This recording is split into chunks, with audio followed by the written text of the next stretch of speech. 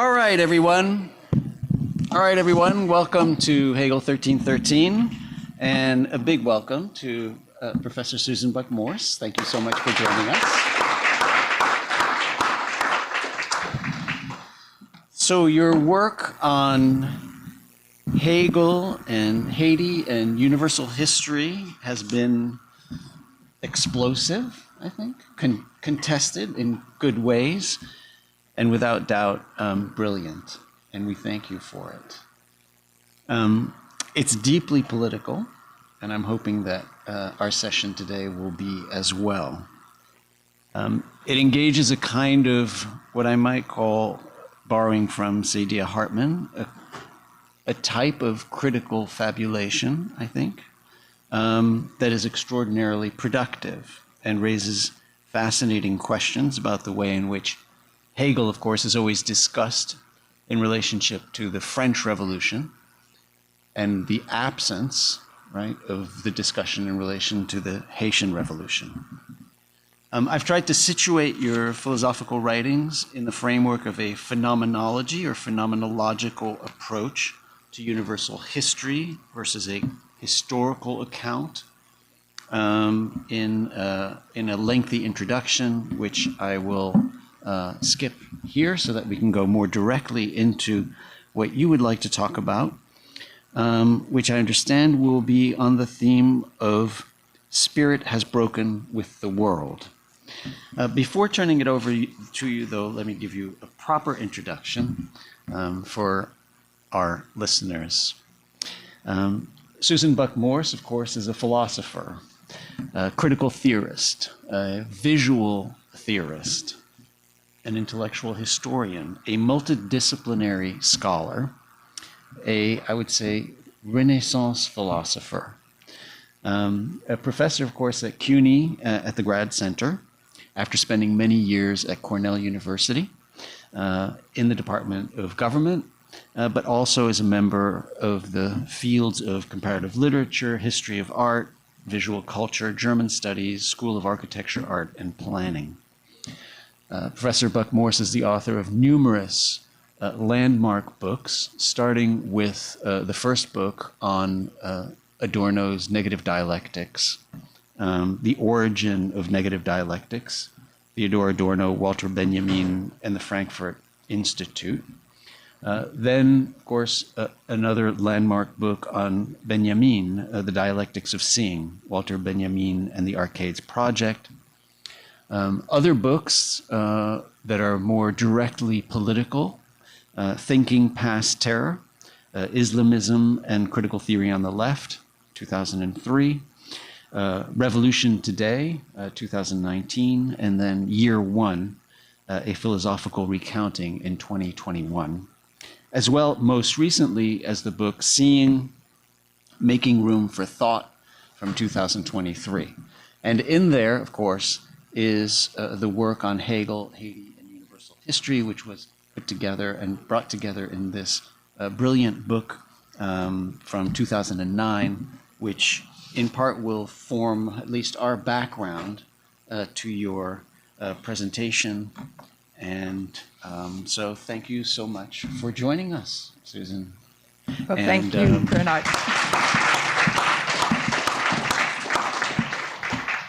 Thanks so much. And, you know, this is a fantastic series. I've been watching every week, so it's nice to be a part of it. It's very nice to be a part of it, and it's an honor because this is first-class stuff that you're getting. And I think to myself, this is the university of the future, in a certain sense. It is. So I congratulate you on that. And also, not only do you invite people in, but you read their stuff, you have a take on it, and you have wonderful conversations. So I'm not going to talk too long, and we'll then go into the conversation part, which I'm looking forward to very much, and then with the larger public. So I'm going to try to do, however, three things, right? I'm going to try to ideas that I find so significant in the phenomenology I'm going to try to apply them to Trump's world, and I'm going to try to be responsible for what I wrote in Hegel, Haiti, and Universal History. That's a lot. And so it's not going to be terribly neat in its logic. I mean, I think that Sheila Benhabib really started us off on a fantastic beginning, because she actually made sense out of Hegel, and I'm not sure I'm going to be up to that here, but I will throw out some ideas that I think this group who's been following this series will be ready to discuss and interested in discussing. So yes, I called this Spirit Has Broken with the World, and that is in the preface of the Phenomenology. It's paragraph 11. So just to read it in its context, besides, it is not difficult to see that ours is a birth time and a period of transition to a new era. And I'm going to take that as a motto for this minute in time in Trump's America, okay? Spirit has broken with the world it has hitherto inhabited and imagined, and is of a mind to submerge it in the past and in the labor of its own transformation. Spirit is indeed never at rest, but always engaging in moving forward. But just as the first breath drawn by a child after its long, quiet nourishment breaks the gradualness of merely quantitative growth, there is a qualitative leap, and the child is born. So likewise, the spirit in its formation matures slowly and quietly into its new shape, dissolving bit by bit the structure of its previous world, whose tottering state is only hinted at by isolated symptoms.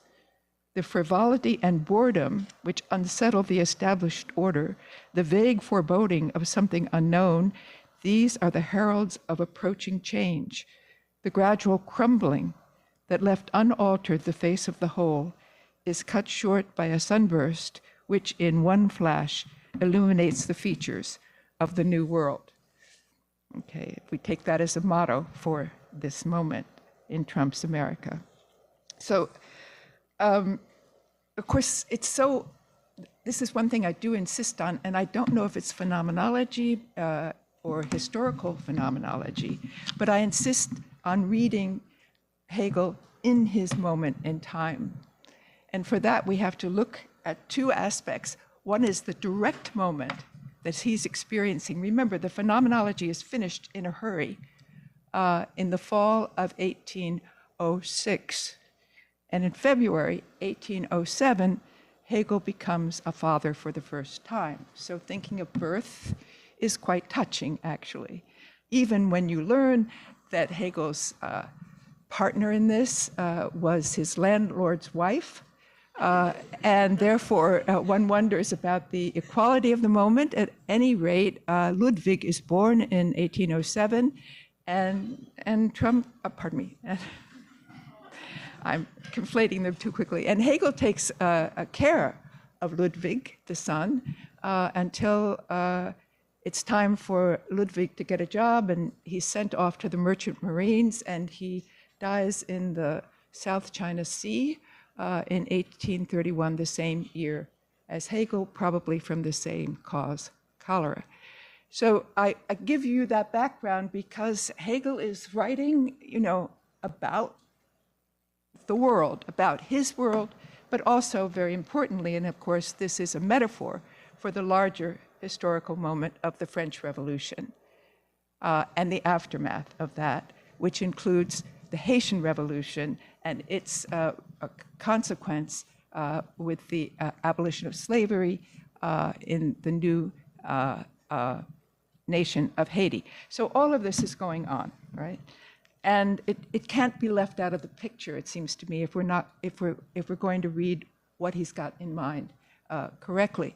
So Hegel's born in 1770. He's 19 years old when he drinks champagne to the storming of the Bastille, and he is 36 years old when he finishes the Phenomenology. I mean, that's really quite extraordinary when you think about it, as many people in this room are probably 36 years old. Okay, so This is what he's been doing in his life. And it's really, it's not only that he's writing this about a revolution, and he's writing in support of a revolution, but it's at the moment that Napoleon is battling the city of Jena, where Hegel is working, incidentally working with no future because he doesn't have a job for the following year. He makes this wonderful comment in one of the letters that the troops have come into Jena. He's seen Napoleon on horseback, and the troops have gone into his study and messed up his papers like lottery tickets. So one understands that this is really imminent for him. So it encourages you also to take your moment as imminently and eminently important, right? Okay, so here we are. And in this long introduction, the first word of the title that I've given, spirit, Geist. I don't really think it's been thoroughly examined so far in this series. I want to say a little bit more about it. First off, Hegel's Phenomenology of Spirit, the word is Geist. It's not always translated Geist as spirit, but just as often the phenomenology of mind for the people who prefer a more secular reading. But spirit is an important term. It's important because spirit is collective mind. And it's very closely related to the term sinnlichkeit. So we need to keep those going in our minds when we ask what it means that the spirit has broken with the world. If we connect it to sinnlichkeit, sinnlichkeit is translated by Miller as culture. It's not the best translation. Sinnlichkeit is custom, culture, but it must have a normative side to it. It's what holds a society together, not just what is the case in a culture, but what that culture considers ought to be the case. So this notion of a normative basis of social cohesion is in the term spirit. And when we think of it as broken, and we think of our own time, when every norm seems to have been broken, we have some idea of the fragmentation that entails. It begins symptomatically, but as more and more this old world is crumbling, it begins to break. Now, Hegel is sitting on the other side of a terrifically progressive revolution, so he can see it as, having landed on its feet, or I don't know if that's quite right, but has landed in a space that he can affirm. But he's quite knowledgeable about what this revolution has looked like. It's looked like the most irrational set of actions that any political group could have taken. We know the story of the French Revolution. It goes further and further to the left, and as it does, those on the right get guillotined. And Hegel refers to that at one moment in the Phenomenology when he said, in this moment of absolute freedom, that is the French Revolution. I have to read this because it's such a nice quotation. If I can find it quickly. I can see I'm already out of order. Okay, I'll find it, but in the meantime, I'll have to paraphrase it. He says that heads are rolling like cabbages being cut off, and he's referring, of course, to the guillotine. And if you have the Phenomenology as a PDF, you just find it by searching for cabbage. And it's the only time it's mentioned in the Phenomenology, and you will find that moment where he's talking about the terror in the French Revolution as absolute knowledge, absolute freedom, when the negativity has gone to its extreme.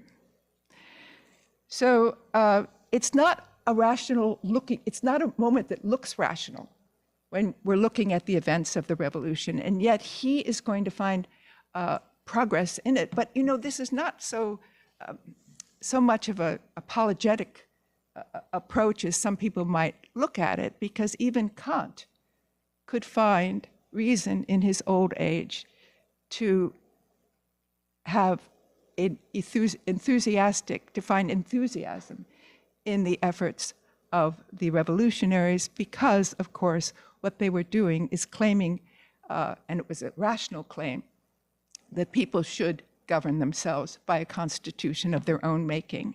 And this moment was something that Kant could appreciate totally, even though he was not exactly a radical kind of guy, right? But, and he was old at the time, whereas Hegel was young enough to be just like Wordsworth, who was his contemporary, exact contemporary. They're both born in 1770, and what Wordsworth writes, that heaven it was to be alive and to be young. No, something it was to be alive and to be young was heaven. So this was a terribly, terribly exciting moment. It's the moment that the student movement would have wished that Adorno had given us in his own analysis of the situation. But I think that Adorno was right, actually, that in 1968 the world was not ready for change.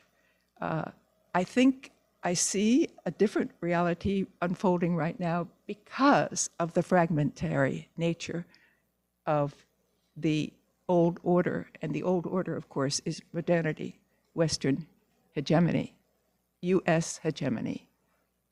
That's, if we get out of the depression of having to read the newspaper every morning, we can see that wonderful things are happening. American hegemony is proven totally an idol, a false idol that's falling right in front of us. And we just happen to be on the wrong side of it.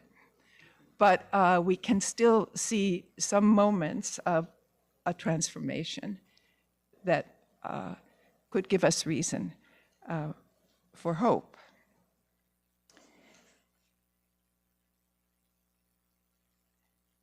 Now, we begin in medias res with Hegel because it's a moment of history. And here I don't know if one can differentiate between the phenomenological moment and the historical moment in Hegel, because it makes sense to speak about this moment in time. He's not making a general philosophy of history, for sure, but he is saying that, and this reminds me that you had this discussion with Gayatri Spivak about hic rhodos, hic saltus. You cannot, says Hegel, jump over your time.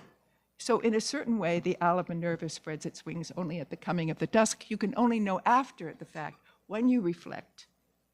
You can only know then what it is that you've experienced. You don't know during the absolute freedom of cutting off heads like cabbages. So it's this reflective moment that he, in 1806, is beginning to see. Okay, so, and he sees in medias res that Geist is not being.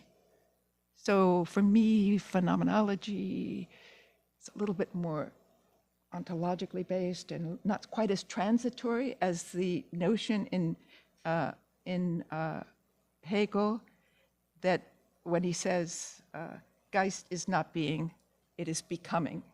Geist is always on the move. It's always moving. And the movement of the objective world happens first, and reflection interacts with it all the time, but a reflection of a philosophical depth can only happen after the fact. So, okay. So we mentioned then that Geist as sinnliche Wirklichkeit, that is, Geist as customary reality, is ethical custom. It's the normative aspect along with the empirical aspect, which is a changing form of society. And here, I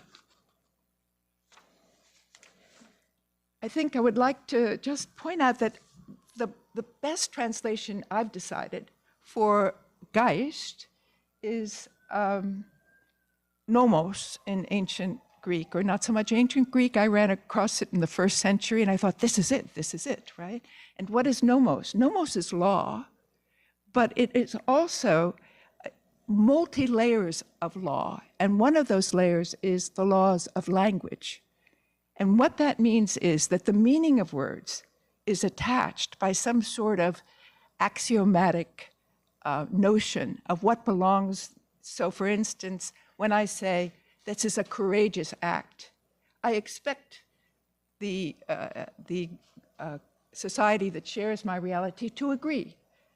I expect them to see it as indeed courageous. But what begins to happen as the spirit separates itself from reality is that the words no longer mean what they say. And what one person thinks is courage, another thinks is reckless abandon. And so the words don't have any meaning anymore. And that actually comes from a 1st century reading of Thucydides, which I won't go into any further because it's bad enough to deal with Hegel, much less going back to Thucydides. But anyway, the idea is that law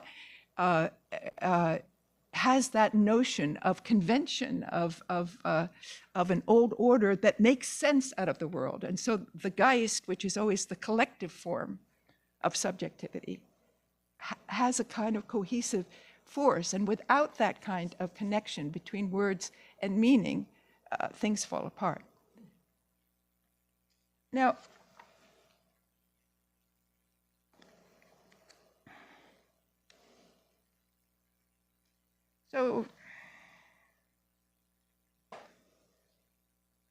So if we think about the contemporary society, or the society maybe that's coming to be, that Hegel, in Hegel's time that's coming to be, we get to the term die bürgerliche Gesellschaft. And I think that that hasn't been well translated, although everyone translates it, as civil society. Perhaps in the Phenomenology of Right, that word is adequate. That translation is adequate to what Hegel means. But the die bürgerliche Gesellschaft for Hegel means his society. And that society is an economic ordering, which is new. Now, this gets a little bit into Hegel and Haiti too, because in 1803, Hegel first used the term system of needs, System der Bedürfnisse, which you have discussed in this already. And he uses it in an 1803 unpublished first system of his philosophy, it's known as. And it's obvious that by 1803, he has read, either in the English, because that was in his library when he died, or in the Garvey translation of that year, Adam Smith's Wealth of Nations. So for him, bourgeois society is this new economic form. And he talks about this system of needs in that earlier text as a monstrous ungeheuer, a monstrous system that expands and expands and expands. And his example is Adam Smith's pin factory, where he talks about with the division of labor, you can be so much more productive as a laborer. Of course, the labor becomes stunted, and he acknowledges that, but the productivity is huge. And Hegel says it's like a wild animal that needs to be tamed. So he finds it problematic, but it leads to his clear understanding of capitalist, proto-capitalist society as a society in which private vices are public virtues, a society in which the attempts of individuals to get for themselves actually produces the good of the whole. But this is a rather isolating form of sinnlichkeit, or culture, and he's quite aware of that as well. And I think that is the explanation for the phrase that I put down as one of the ones we bring up today, which is die geistige Tierreich, which is beautifully translated as the spiritual zoo. And in the spiritual zoo of his time, he actually refers to philosophers doing their own little thing, separate from other philosophers, never thinking of the good of the totality or some sort of understanding of the totality. That's okay. Can't find it. It's happened to me. Okay, so.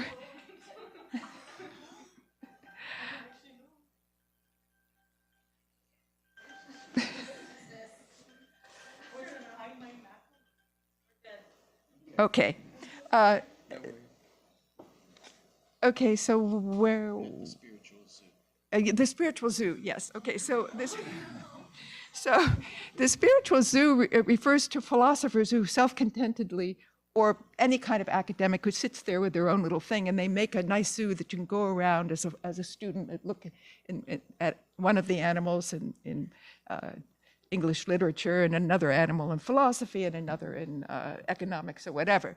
So he refers to the spiritual zoo, which is a kind of, it has certain resonances with die bürgerliche Gesellschaft, because each individual is doing their own thing, and somehow or other there is the lack of a comprehension of the whole, which sets up, of course, for Hegel, his goal, which is to understand the whole. So we see that as a terribly, terribly pompous, authoritarian move on Hegel's part, but in fact, in the moment when he's expressing it, it's kind of a relief from the specialization of individual studies in the universities at his time. Okay, so die bürgerliche Gesellschaft is this very specific form of Sittlichkeit, of custom, which is coming into being in his time. I also want to say that he's looking here at Adam Smith and The Wealth of Nations. He's not looking at Germany, just as he's looking at Napoleon on horseback when he's thinking about the significance of the moment in history. He's not thinking of what's happening in Jena, right? So why do I bring that up? It's because a certain earlier colleague of mine named Benedict Anderson, who was a great man, just a little footnote here, he didn't teach nationalism, even though he wrote the best book on nationalism that's ever been written. And I said, Ben, why aren't you teaching it? He said, because everyone would agree with me. And I said, well, we'll team teach it. So I had a wonderful year of team teaching nationalism with Benedict Anderson, whose book is called Imagined Communities. And that's the community that imagines itself because it reads the same daily papers and follows the same news. Okay, the reason I brought that up is that, why did I bring that up? To point out. Because you were talking about the fact that Hegel was looking at. Right, okay, yes, because the thing I learned, thank you, it's really important. The thing I learned from Benedict Anderson was not only did we read Marx, but we read Marx's contemporary, whose name is Friedrich List. And he wrote a book that was very important for 19th century history. He was a total contemporary of Marx, a German, and he wrote a book called Nationalökonomie, National Economy. So you see here where you have a kind of influence of Hegel, who is going to say that what will actually embrace and tame the wild animal of die bürgerliche Gesellschaft, of capitalism, if you will, is the state. So there is here a very interesting distinction between the national economy that goes in one direction and the imperial economy that goes in another. And I bring that up particularly because at this moment in time, when we're looking at the contradictions that are becoming more and more apparent, we're in a situation where the economy has become totally global, and yet Trump is sitting there trying to be a national tyrant in a way that is simply in contradiction to the global entanglements that we have. And we see that in what happened in the Straits of Hormuz, which he wasn't thinking of because he was counting missiles and not thinking of the very, very source of his private wealth, which was a globalized capitalist economy. So I bring that up because it's an important contradiction, an important way that spirit is not making sense in the world that we inhabit. Okay, so thank you for reminding me where I hoped I was going. And I just want to say here, and this is actually in response, you see, I listened to all of the earlier lectures, so I have a lot to say. And you had this discussion, I'm going to say that Sartre's reading of the dialectic, or Hegel, or the Hegel-Marx tradition, emphasizes political commitment and therefore action. And Adorno is seen as this, not a, well, pacifistic in some sort of way in comparison.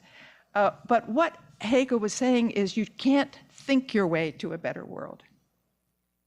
And I absolutely agree with that. And when everybody says, well, let's think our way through to the next stage. No, you cannot do that because the objective conditions have to be there, and that's Marxist as well.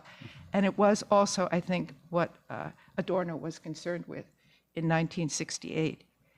But you also, if you can't think yourself to a better world, you also can't act yourself to a better world.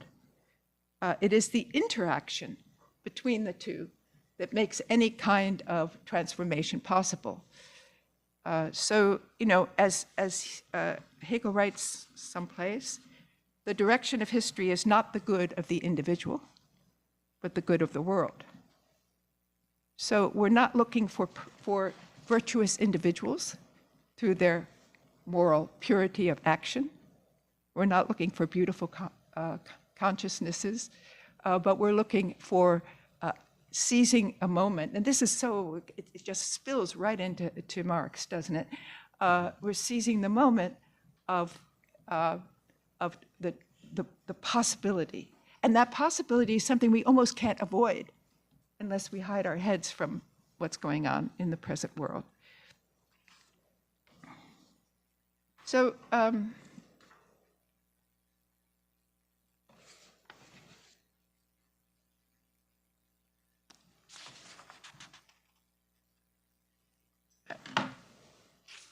Hegel is really funny, not all the time, but certainly not in a shortened form, so it pays to read the whole. At one point, he says that, and this is relevant to the individual wanting to act in the world. He says, this is our nature. And this is, remember when Marx then later says, the great thing about Hegel is he recognizes the importance of tun, activity, right? Of action, of doing. And that what really makes us happy as subjects is to objectify ourselves in the world. And we do this by writing, we do this by a whole mess of things. But Hegel says, or Marx says, and laments the fact that Hegel's only understanding of doing was abstract mental labor, not other kinds of labor.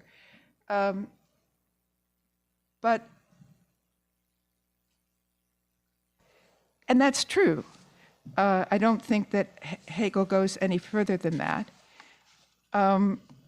But he does see this action in the world as precisely what it is to be human. And yes, and that's why I wanted to tell you about this funny part. This is page 240 of the Miller translation, where he says, an individual cannot know what he really is until he has made himself a reality through action. Work is the self-expression of the individual that cannot exist without it, and comes into being in a societal situation. Even if, he says, like naughty boys, You get your ears boxed. You enjoy yourself because you are the cause of what is being done. And I kind of think of the infant in the White House in those terms too. But that's just a little aside. Okay, I want to get then to the cunning of reason, List der Vernunft, because that's also a very, very important point. And it has led some to say that, you know, and with right and justification, that Hegel can be used to justify as rational anything that happens, because in all this irrationality, we see that reason is actually realizing itself in the world. But it's not, I mean, it's first important to realize that Hegel sees this way back in the early days. Cunning of reason occurs in the Phenomenology, and it occurs in the system of the first philosophical system of 1803. So he does feel that there is some sort of way we can see a rationality coming to be, mainly because the conditions that force change are themselves irrational, at least at this moment, because the Geist that is circulating at his time is the Enlightenment. So it's again very historically specific. If the Enlightenment is the source of critique and the source of exposing the gap between what is and what ought to be, the impossibility of continuing in a feudal Sittlichkeit, a feudal kind of custom, as the world is changing so rapidly, then it's the very fact that even in the non-rational terror, what we can see is that rationality actually is winning. So it's very specific to that moment in time, and I don't know if he would argue, well, at least not at this time, that reason becomes the leitmotif of every stage of history. Instead, we know from the lectures on history that the theme is freedom. And freedom has that possibility of absolute freedom and terror that cannot be made reasonable in itself. Now, the cunning of reason is very much, in the historical sense or modality, what private vices equals public virtues is for the economy. The most rational way an economy can be run, Hayek says today, is if everybody does what they want to do, and then somehow or other reason, the law of supply and demand will make reason work perfectly, or as perfectly as it can. So those were a couple of points I wanted to make, and I don't want to talk too long, so I'm going to move to what and I wanted to talk about all of sense perception too. I may not do that. Okay, let's just see. Yeah, what distresses me is that we were making progress in the university. There was a golden age, a renaissance of thought that I lived through. I mean, I can talk with experience because I taught in the 70s, the 80s, the 90s, and up till now. And we were making progress. There was a renaissance of thought because of the global economy that made interworldly entanglements, and it was producing to and leading to a global consciousness of the work that we do as intellectuals. After 1995, maybe, for me to have a class with only American-born people was unheard of. You just wouldn't. You wouldn't feel right about that. And we appreciated that. And whether it was in global studies, alternative modernities, post-colonial studies, Black Atlantic, there was a real movement against the exclusionary political practices in the academy that had occurred before. And it was, I would like to say that that is, in the contradictory moments that we're facing, something that really is to be valued as anticipatory of a new Geist, a new spirit. And also, this is combined with an understanding of the planetary nature of the challenges that face us.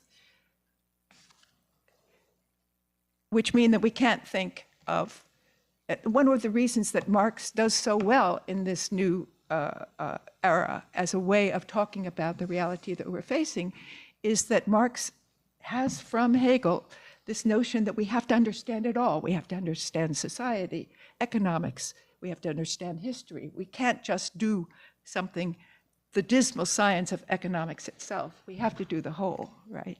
So there was that feeling in the cross-disciplinary work that that I've been fortunate enough to be a part of.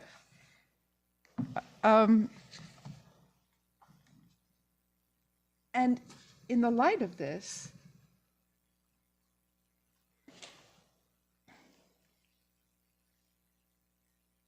I lament Trump's coming to power. But we have to see the situation dialectically, that in the cunning of reason, it is precisely Trump who is initiating the changes that will make the rest of the world flee from fossil fuel, for one. You know, there couldn't have been a better argument for solar power than the closing of the Straits of Hormuz.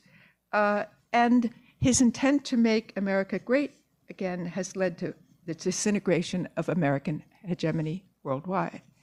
So that's a moment of potential possibility, let's say, that we're feeling if we feel optimistic, and everybody says that I'm an incurable optimist, but if we're feeling that way in the present moment, it could give us cause for hope.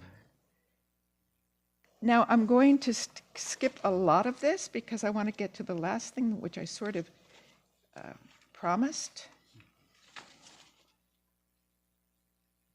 Oh, and I mean, but as an example of nomos, of this breaking apart of words and what they describe, I just, to quote Etienne Balibar, using the Shoah to justify Netanyahu is, as he calls it, an ontological outrage, a ripping part of Jewish self-understanding. We're seeing this all over. We're seeing so many examples of this ripping apart of anything that could possibly be brought back together again. We have known since FDR that there is a gap between capitalism as a mode of accumulation of wealth and what is good for the public, what is good for society, what is just in a socially just way. And we've worked through it one way or another within the nation-state economy somehow, but now the nation-state economy exists no more, it's totally global, and these contradictions are becoming, you can't bring them back together again. That's why the dictatorial moves by Trump, in a certain sense, I think, are bound to fail. Because he can't, you can't do it from the subjective side. You have to have the objective conditions be ripe for them, and they aren't ripe for him. Okay, so I'm trying now to bring it up to what I wanted to talk about, which is sense certainty, and to take you through those steps because I love them so much. And we now have, I've talked for an hour, right? No. No, I haven't. Okay, I'm going to talk some more. All right. Don't so feel constrained. we're going to start with sense certainty, and I'm going to take you from sense certainty to force and understanding to the concept, okay? And it's a wonderful example because we can bring it right into this morning's paper, okay? So here we go, okay. Sense experience is, in its immediacy, right, is, he says, this, here, now. What could be more immediate and closer to the object than saying this, here, now? And then he says, now is night. We write this truth. And this wonderful phrase, a truth cannot lose anything by being written down, right? But if now is noon, we look again at the written truth, and we shall have to say that it has become stale. Now is no longer night. Now, night still exists, just not now. And now still exists, just not night, right? So this that seemed to be the most immediate knowledge is, in fact, it escapes us totally. It's indeterminate, right? And this is not only true about the now, but also the this. This is a bottle, but this is a book. So this has no content. That's the point. And all of the categories of immediate experience are contentless. Not only that, and here is the next move, this here now has to be received by and mediated by me as the subject, because this is here for me, but not for you. So there is this necessity to understand that when I'm talking about the object, I'm really talking about the subject. So that's the beginning of the dialectical process, right? It's only for this subject that this is here now. So this beginning, you thought you were talking about the object, but you're really talking about the subject and the subject's position. So he starts this wonderful phenomenology of cognition at this here now stage, which is really quite beautiful. And then he says, this is anything you like, right? So he says, language, quote, has the divine nature of directly reversing the meaning of what is said, of making it into something else, and thus not letting what is meant get into words at all. So, I mean, he has this wonderful way, he privileges language, and I want you to kind of remember that because of where I'm going to take you. Okay, so perception takes what is present to be a universal, but perception is the lowest form of knowledge because of its lack of determinations. And at that point, he says, seeing and hearing have been lost to consciousness. What I hear now is suddenly gone, and what I see now cannot stay in consciousness as a perception, right? Consciousness has arrived at thoughts, which brings it together. In other words, I'm now thinking inside my head about this here now. I'm no longer there, out there, doing the this here, thou stuff. And his next move then is to force an understanding. And I just want to say force here is not Gewalt. It's not violence. It's Kraft. And I remember my scientist husband once asked me what lebendige Kraft was. And I said, living power, living force. And of course, it's kinetic energy in German. So he's talking about that kind of force when he's talking about force and understanding. And his example is a magnet. And he says, you know, when you see magnets, they have two poles and they exert force on each other. And that is an object of understanding. You can now, you go from what's happening here with these positive and negative poles, north and south poles, and you suddenly have the comprehension of these as force, and that means you've understood the nature of a magnet. But then the third stage, and the really important stage that he's leading toward, is the law of gravity.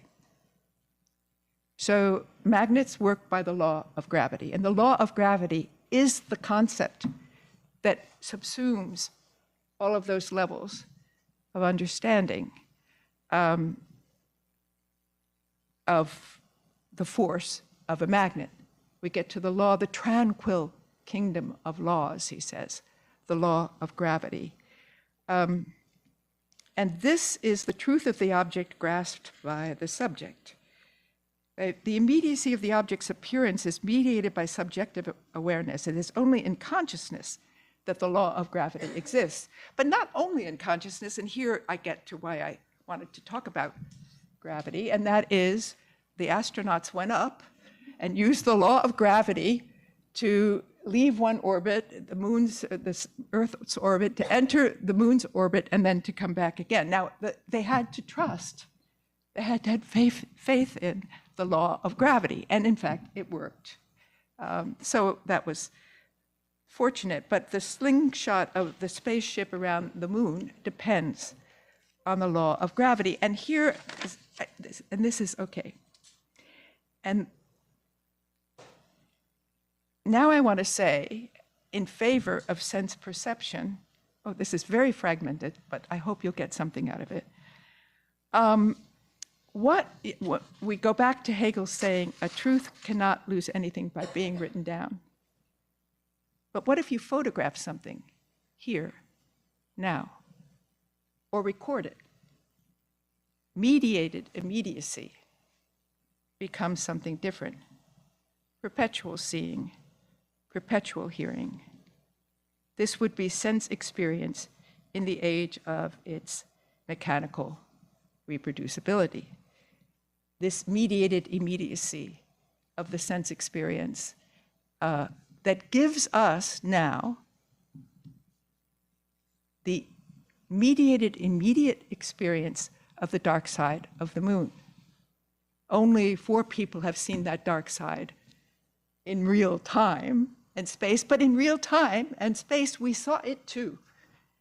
And this sharing that's made possible by the technology of mediated immediacy is something that I'm searching for in other work right now as a possibility that could also be something to save for the future, something pointing toward a future, a different kind of sharing of experience than the one that is limited to an ethnic group, a nation state, an exclusionary notion of us versus them. Okay, that's right. I hope something's coming through. Now here, we're in mediated immediacy now, not self-consciousness, but shared consciousness, shared perception, and it's a limitless sharing.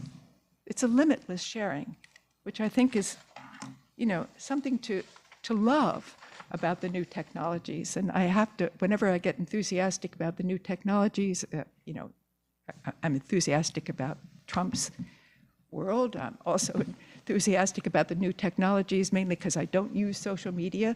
But the new technologies are precisely about limitless sharing. They're communist.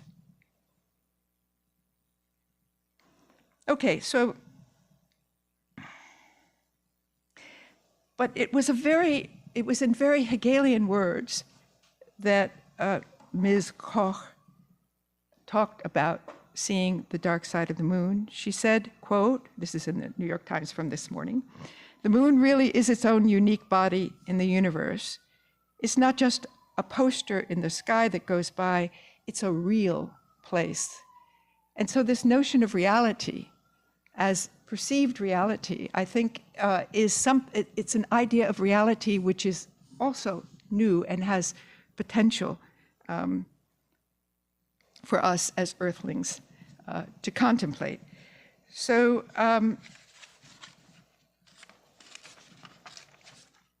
the rest of what I have to say really I think will come up in the discussion because it has to do with history versus phenomenology. So I think at this point I'll stop and thank you very much for your attention.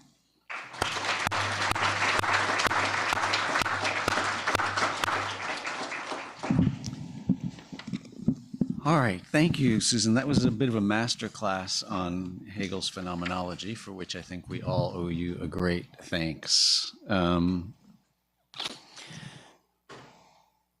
let's try to see what we can draw from it in our conversation. One of the things that you were able to do so remarkably was jump between the reading of the phenomenology and our current moment. And so that really helped us kind of give it a new life, a new breath. And I'm going to want to come to those moments a lot, but not yet.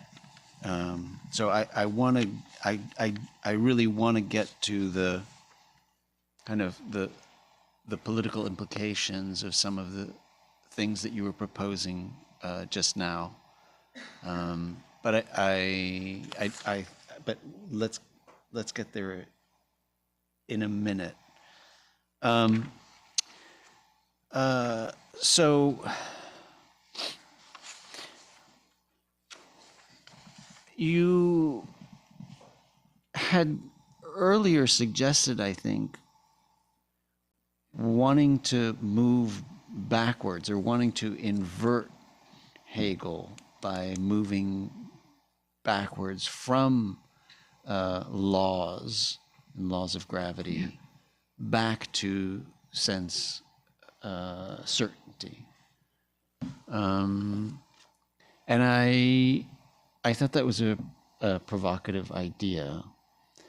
It seemed somehow that you were unhappy with the kind of understanding that we get through, in this case, laws. Now, most of the discussion in the Phenomenology of Spirit is about science, scientific laws, gravity, electricity, etc.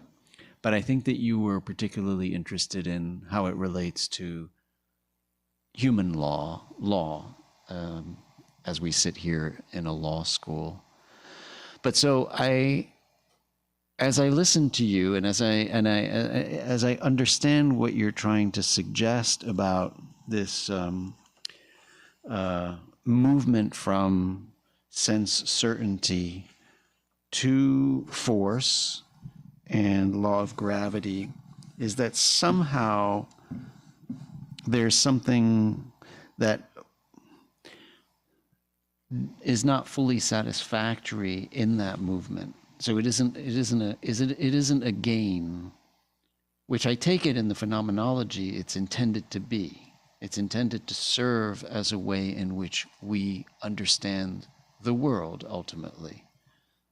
It's a process that is moving from sense certainty to perception to force and laws as a process of better understanding the world that we're trying to understand, so as not to, in a way, by contrast to, Kant's approach or others, that we're learning to swim. We're in the water and we're learning to swim and we're going forward. So I suppose the first question, and maybe we'll do this in back and forth rather than me giving 3 questions, and that way we can kind of build towards some of the present issues about globalization and the transformation of the world and spirit and what it's doing right now. So maybe the first question is, so what's wrong? Why are you suggesting that with our world of images and photos and videos and social media, that in order to understand that world, in a sense, we need to be moving back towards sense certainty? What is it that is lacking? What is it that's lacking? Why invert it? Right. Okay. That's a very good question, and it gives me an opportunity to say something about the concept. I'm against concepts because they leave out all of the particularity. It's very good to know the law of gravity when you're about to take off and fly around the moon. I'm not in any way suggesting that we give that kind of knowledge up. But if we are philosophers, the further we get from the immediacy of understanding who Hegel was in 1806, what else in the world was happening in 1806, not only the French Revolution, but the Haitian Revolution, which philosophers said was a moment every philosopher needed to take seriously, needed to take to heart. If we don't know that, then we don't know what his words are naming. We don't understand what in the world he's talking about, right? Because he's talking about the world, right? So science has a different kind of comfort with abstraction. When we look at the concept, I actually have a very nice thing to say about the concept. I like this book, and many people who have come to this podium here have used the Miller translation. There's one horribly grievous error if you're reading this translation. We know that the concept is begreifen, the grasping of something, and it's a violent kind of seizing on the object by the mind, by consciousness.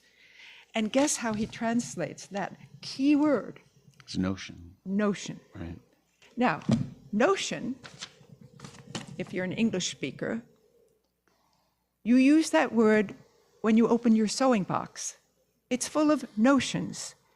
And so they include, what's in your sewing box includes buttons, zippers, hooks, tools, needles, pins, shears, tape measures, and embellishments like ribbons and bias tape.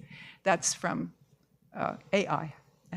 And that would be fine.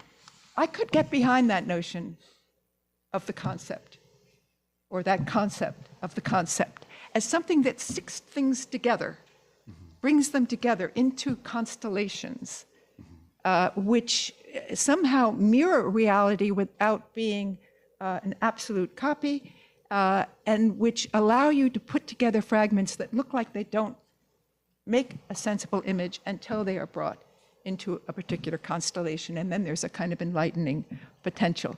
If concept means that, I'm for it. But the idea that we can get to know what humanity is by abstracting to man is not good. I do like the new subjective word earthling, that it's totally inclusive, not only of humans, but animals. Plants, I suppose, are earthlings, I'm not quite sure. But, you know, it has this kind of, it's very humbling to be an earthling, but it's a collective kind of feel to this, right? So I think that would be my kind of answer to the concept question. Okay, great. And yeah, I've always been surprised because in French, there's a huge difference between notion and concept. So, I mean, it's very well understood that notion is some kind of vague constellation of ideas, just a first kind of sense of something, whereas concept are these concepts. Crazy when he so says it is very surprising. It's very surprising. In fact, it was because I was comparing the Miller translation to the Pinker translation, and he uses concept, and it was just like, well, wait a minute, it can't be either notion or concept. It's got to be, I mean, it's Begriff is the word. So, right. Okay. So then, okay. So then, just so that I can make this clear to myself, maybe, in part, then the going back or the inverting or moving back to sense certainty or to the elements of sense certainty is actually, from your perspective, kind of a criticism of the concept. Yes.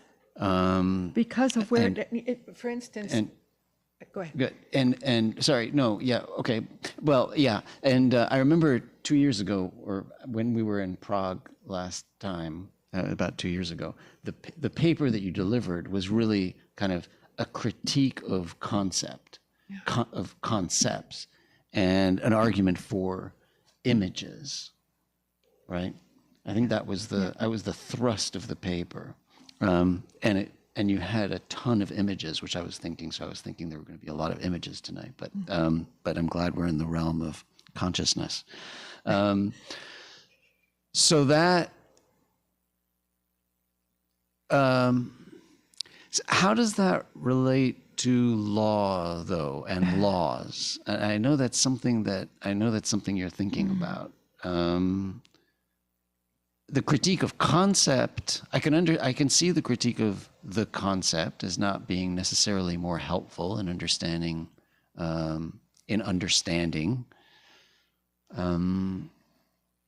What were you thinking about law and laws in that context?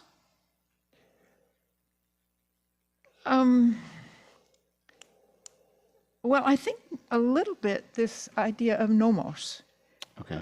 where nomos has multiple meanings, but it definitely means the same thing as sinnlichkeit. It definitely means the same thing as convention, the kinds of laws that we take for granted in the use of language or the way we deal with each other.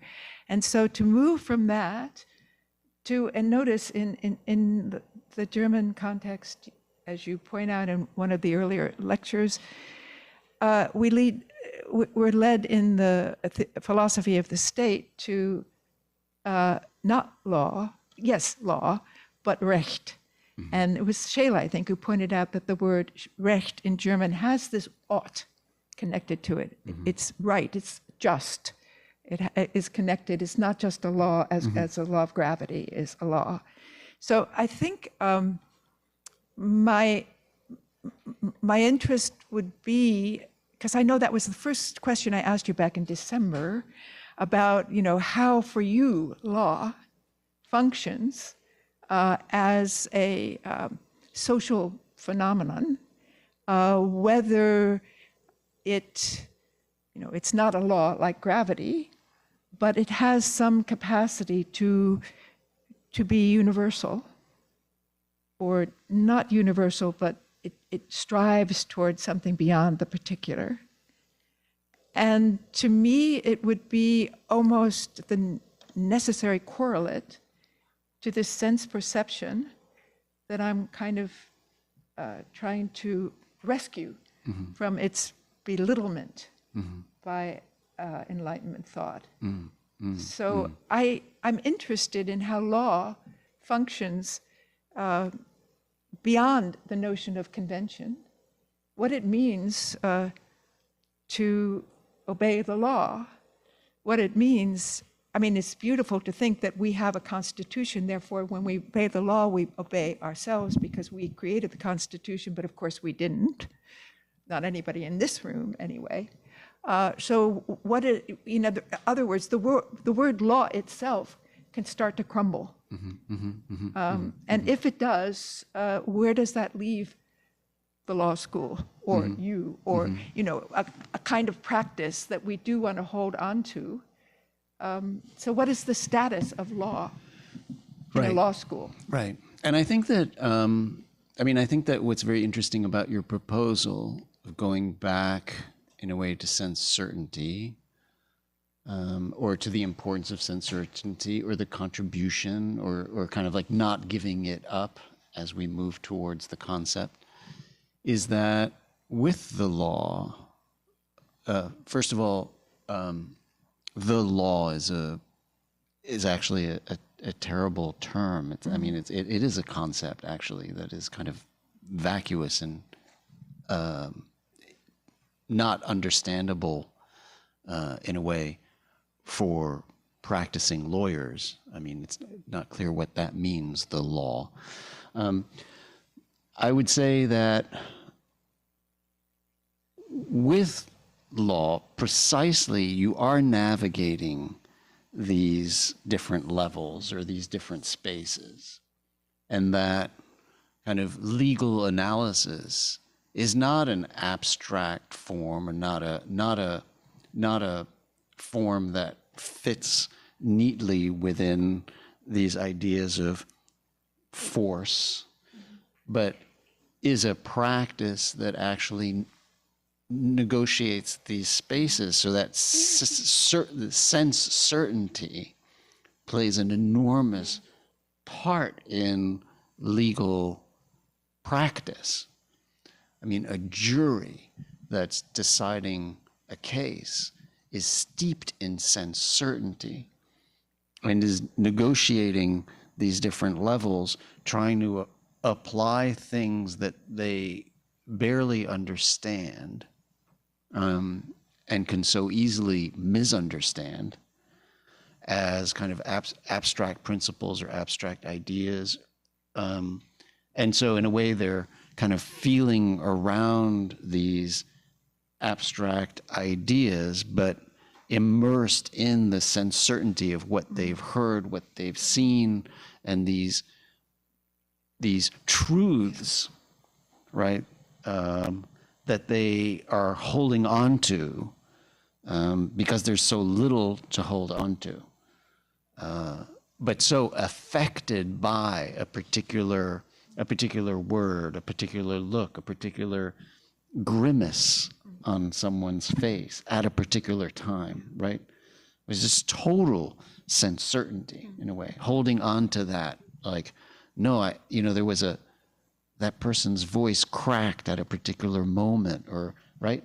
And so in a way, when you're at that level, you're actually going kind of back and forth. It's not a dialectical progression, but it is a dialectical relationship, probably, but it's not a dialectical progression. It's kind of a back and forth where I would think, or I would understand it as precisely going through these different stages of sense certainty, and then of perception, of trying to put together attributes in order to understand an object, and then of trying to understand the logic of it, or the force underneath it, or the gravity, right? So that makes sense, I think, of your proposal, which,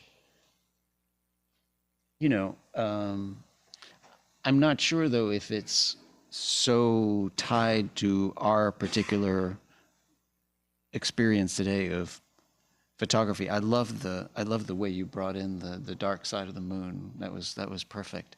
But I wonder whether we would have been able to make the same argument in 1806.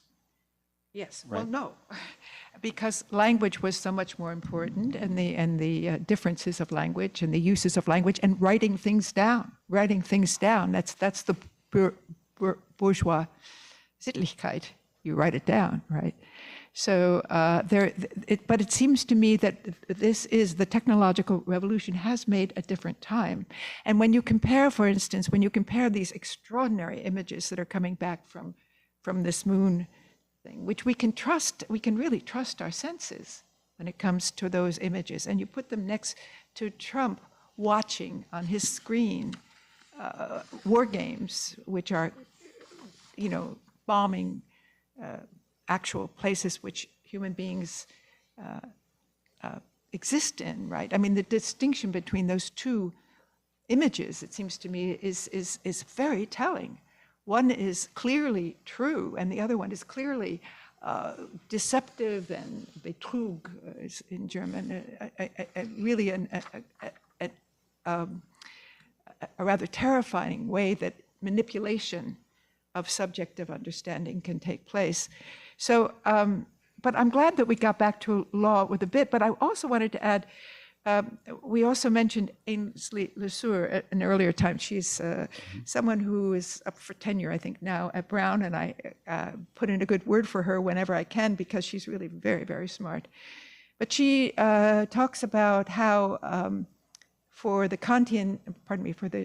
Cartesian ego, the I, there is no skin color, there is nothing connected to that I of the philosopher. And therefore, she traces then through Frantz Fanon's experience of going to France and being called out on a train by a child who says, "Look, Mama, a Negro, I'm scared." And he realizes that he's an object. He's not a Cartesian self anymore. He's not the subject. And it leads him to a kind of phenomenological, because that's the term that she would use, a phenomenological sense of hallucination, that he no longer can orient himself in the world. And so this I that is washed clean of everything, and then sometimes called man, which has its other problems, is simply impossible. If you see an image of Fanon or anyone, you know so much in that image that can't, in its specificity, that can't be eliminated. And it seems to me that means that philosophers have to take those specificities seriously, not as forms of categorization, all women here, children there, and there, whatever, but as part of subjectivity. So the specificity of the image the specificity of the voice, it seems to me, is philosophically central. You know, I think of Adorno, who thought that jazz was so terrible, but he was listening to jazz on 45 RPMs. But if you've ever heard Fred Moten give a talk and then have jazz in the background, the quality of the sound is so phenomenal that you are there in that performance. So that the richness of sense experience made possible by technological reproducibility gives it, to me, the potential to have a philosophical significance way beyond what the bourgeois era of writing was all about. Mm-hmm, mm-hmm, mm-hmm, mm-hmm. And of course, someone like Habermas, may he rest in peace.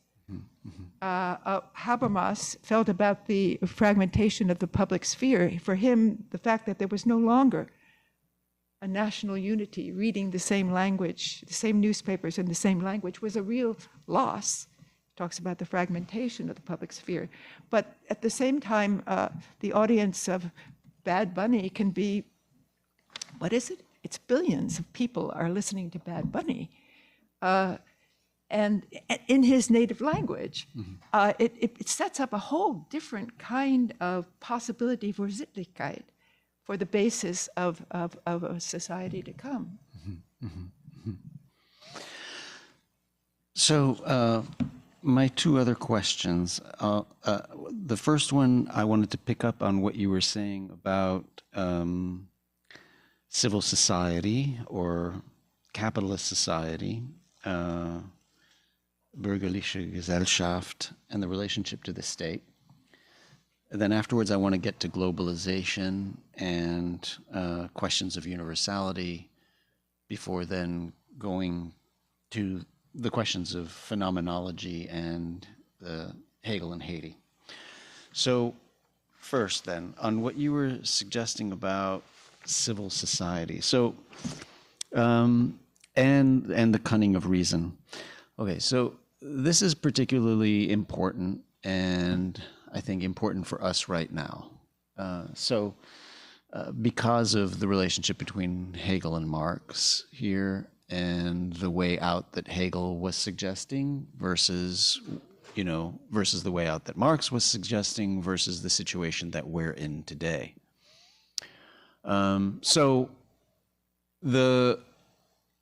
As you were suggesting, right, Hegel is talking about his society, he's talking about civil society, he's talking about the conflicts within civil society. The conflicts within civil society, and he seeks to resolve them. The overcoming that he proposes is through the state, as you were suggesting, finding a whole, finding the whole of the collectivity in the state, and possibly for Hegel, on some readings, in a more bureaucratic state. And of course, that's the point of greatest tension with Marx, of course, and that's what Marx really dedicates most of his critique from 1843 to, when he's critiquing Hegel's philosophy of right, and essentially you can boil it down to kind of Marx saying, no, there is the class conflict that's emerging in civil society is going to resolve itself in a different way than through the negotiating forces of the state. It's going to resolve itself through class struggle, and ultimately the elimination of classes, and ultimately the elimination of the state. So we have the different, and you've put that on the table really well for us. It's related to the cunning of reason questions, insofar as for Hegel there is a sense in which it is the cunning of reason that's bringing us to the state as a form of resolution to negotiate the conflicts in society.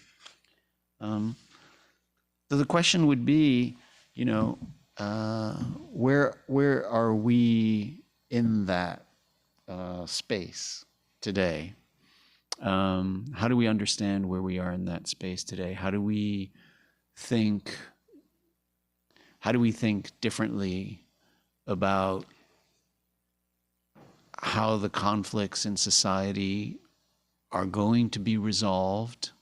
There's something about the cunning of reason that seems too comfortable for me, in the sense that it always feels as if with the cunning of reason, it's whatever the resolution is, has some element of rationality to it that we can kind of discern. But it doesn't do a good enough job, I think, of helping us figure out in which way to push these things.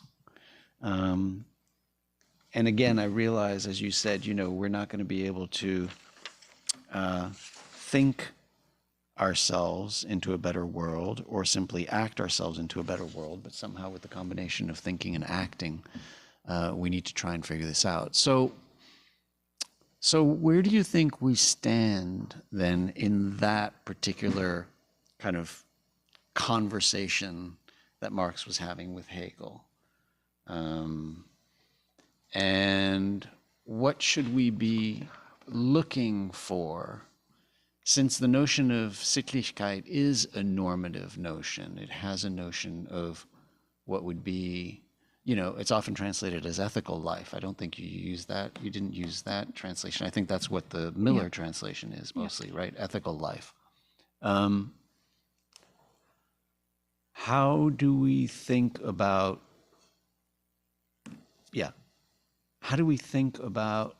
where we are headed in terms of ethical life? Well, again, we can't think ourselves beyond the moment, but Right. I think there are experiences that we're having. I mean, I do think that the cultural forces in the direction of trans-local, transnational collectivities that form even instantaneously is something that we haven't seen before. It's new, and in that newness is a possibility that we did not have before. I do see it as an overcoming. I mean, for instance, the nation-state structure has been criticized, the negative moment. If we were tarrying with the negative, we would speak about national identities as covering up differences in race, differences in in wealth, all the other differences that are covered up, and we're all citizens together, right? That would be the moment of negativity where we'd expose that. We've been doing that quite a bit. But then the next moment, it seems, is the one where we're at the most dismal subjective state of living in this America that we're living in right now, that we can begin to see, okay, we can't go back. It's not the good old days of Joe Biden or the good old days of Bill Clinton. It's not where we could potentially go. So it seems to me that fortunately it's the young people in this room who will have to answer that question, and I will look down on you and smile benignly because I'll see that you're making progress on these things. But certainly the overcoming of national difference, the overcoming, the affirmation of diversity in all of its forms, and therefore the end of neoliberal insanities, where we have, on the one hand, we have a global capitalist system, and then we have saying, if you want to change, you have to do it yourself as one person. Everybody's judged on their own merit, and they fall or they rise because of their own efforts. That's obviously false, and I mean that in the scientific sense. It's false. So we can, if we don't know what's really coming that we can think ourselves to, we can at least continue critical critique, right? Mm-hmm. And wasn't it 2 years ago when Etienne Balibar was talking about Marx, es kommt darauf, sie zu verändern.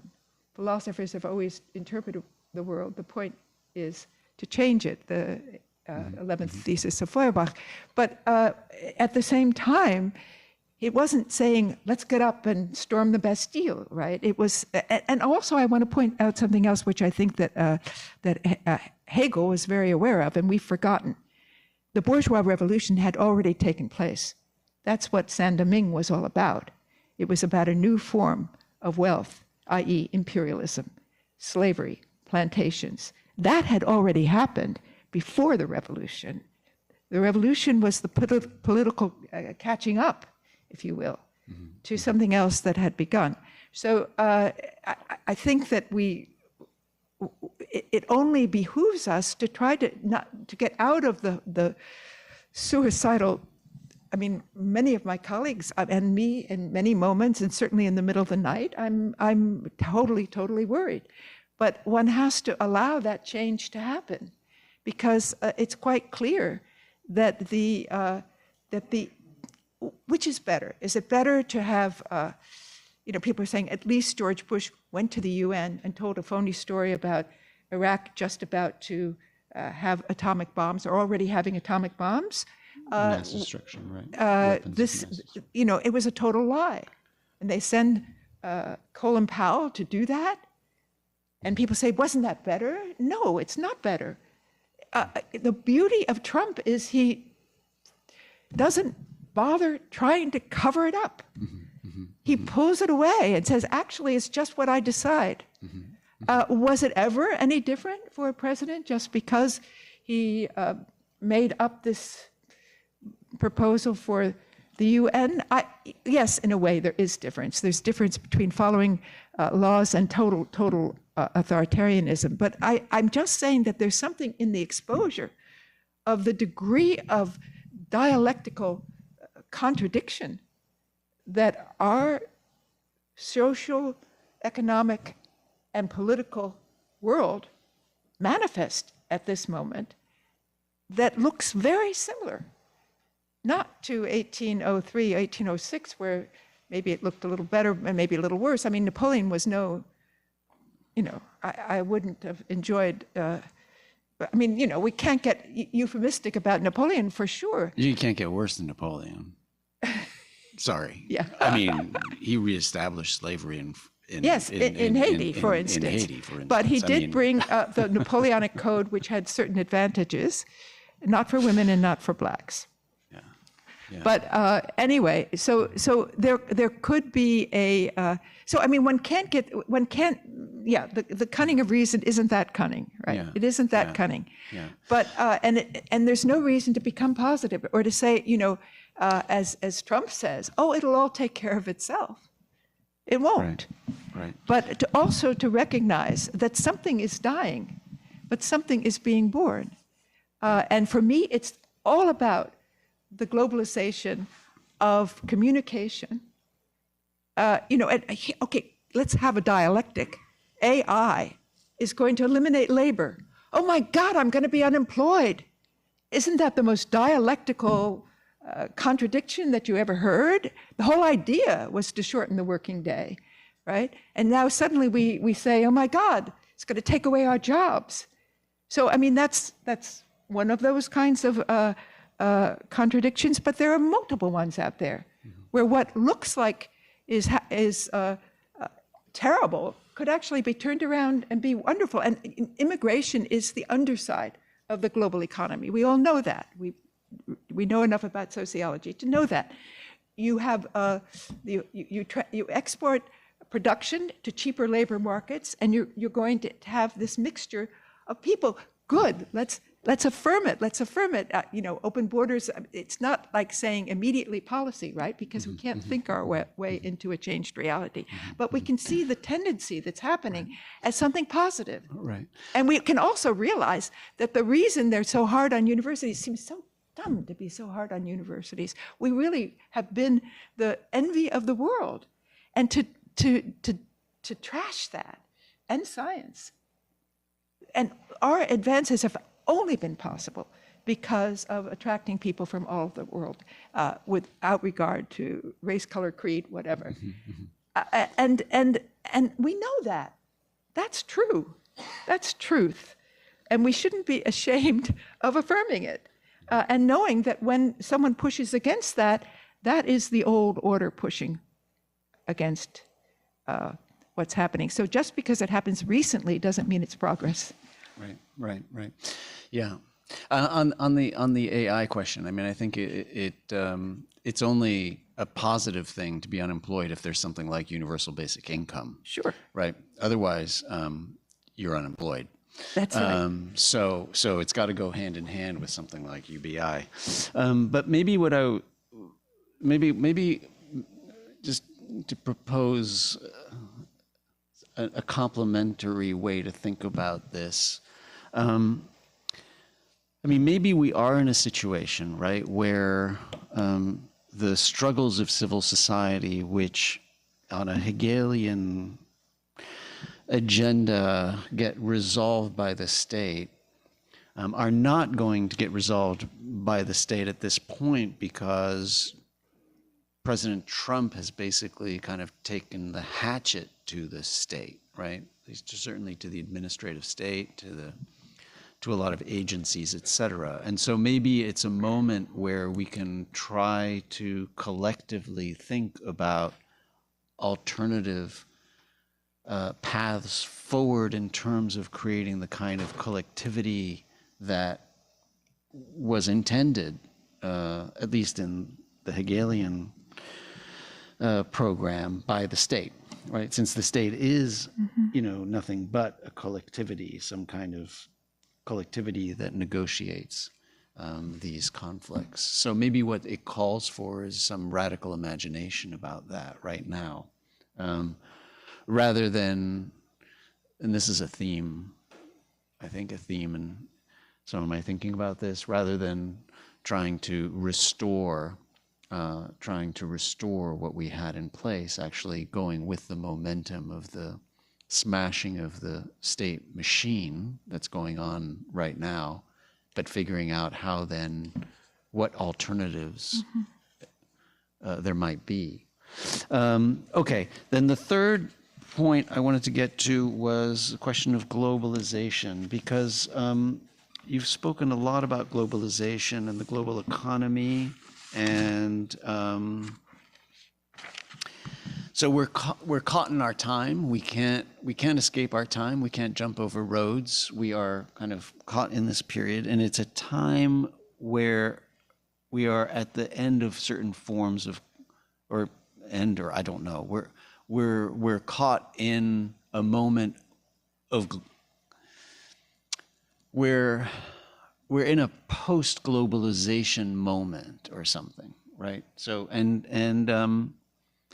and you were speaking about global consciousness as having been something that you viewed as progressive, progress, right? A movement against exclusionary practices, the global classroom. And at the same time, we've talked about the global economy and the fact that, in a way, President Trump right now is kind of the self-inflicted wound. The self-inflicted wound is one that is operating through the global economy, right? So the wound, the unexpected. I think he had no foresight, was not thinking what was going to happen, wasn't thinking. But what obviously is the only thing that has been constraining President Trump has been the global price of crude oil, basically, right? I mean, that's the only thing that has constrained him. And were it not for that, I take it he very possibly would have launched that attack that would have, ended Persian civilization, which was what he was intending. So how do we think about these questions of globalization when also, you were speaking about the positive side of globalization, but there's, of course, all the terribly negative sides of globalization that we've suffered through. So how should we be thinking about that? And also in the context of, questions of universality or universal principles and universal values.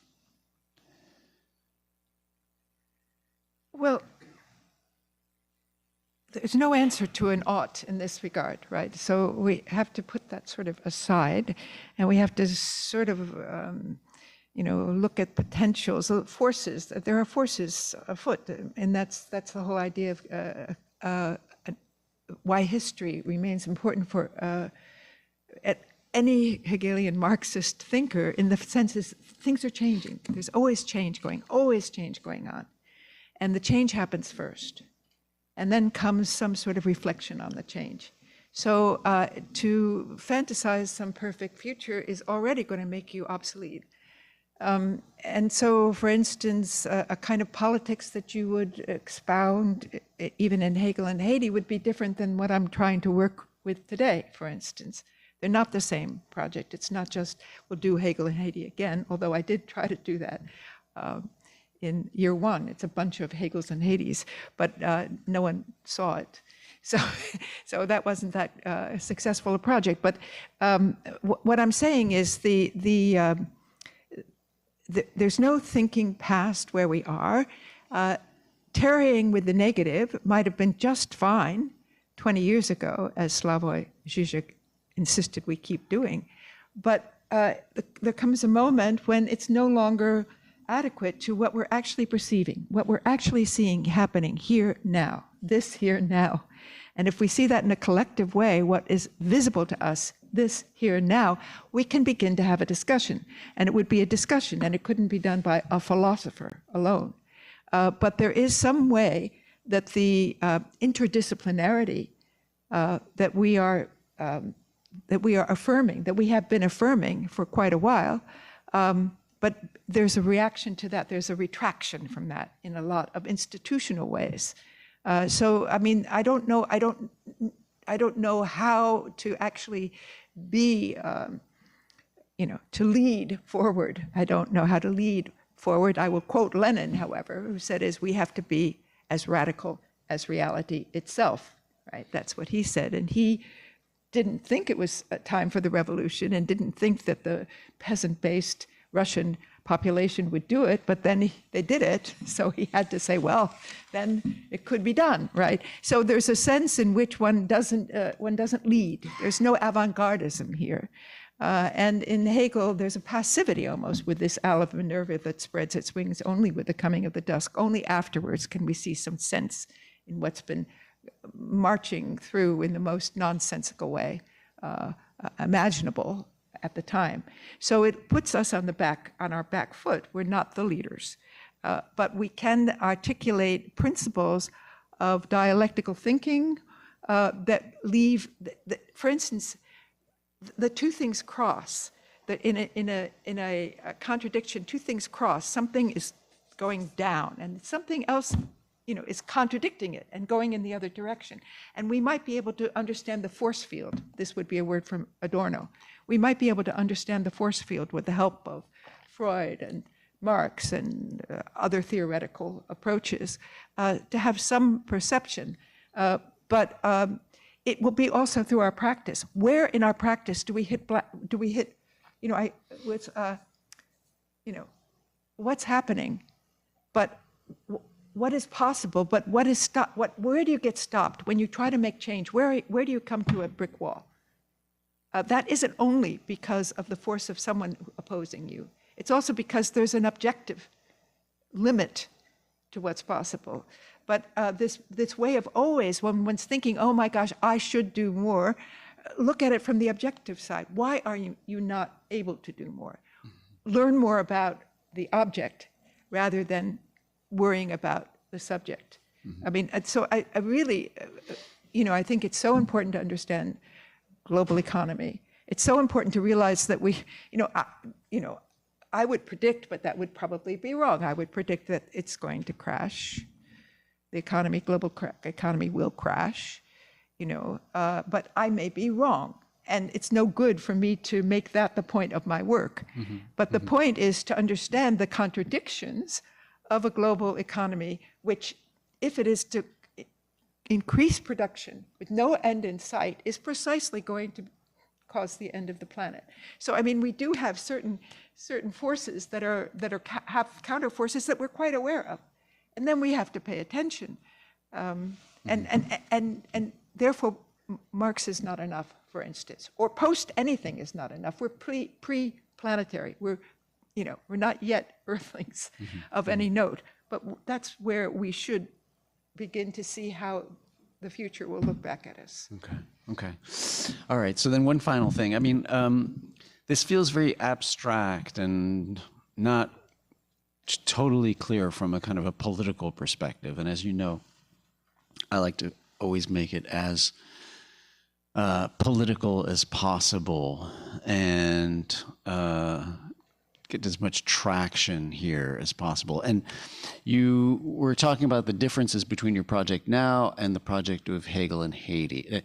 Hegel and Haiti was, on my reading, and at least as I try to set it out, a very political text, and I could discern the political direction that you were going and what you were saying to us politically. And it was that basically we need to develop consciousness of these moments in history that are emancipatory. And I say consciousness the way you say consciousness, that this is a kind of a phenomenological imperative to see, hear, feel those moments. And you listed them, right? It was Toussaint Louverture and Wordsworth and Abbé Grégoire and even Dessalines, right? So in a way, it was to recuperate the Hegelian notion of universal history, but not Hegel's notion of universal history, which had much more of a historical dimension to it. But your reading of the conception of universal history, which I argue is a phenomenological concept. So in other words, it's not as if this is linearly moving towards a particular historical result. It's not moving towards the realization of freedom in earthling kind. Not to say mankind, right? It's not a dialectical progress towards some absolute something or another at a historical dimension. It's not necessarily going in that direction. It's more a question of gaining consciousness.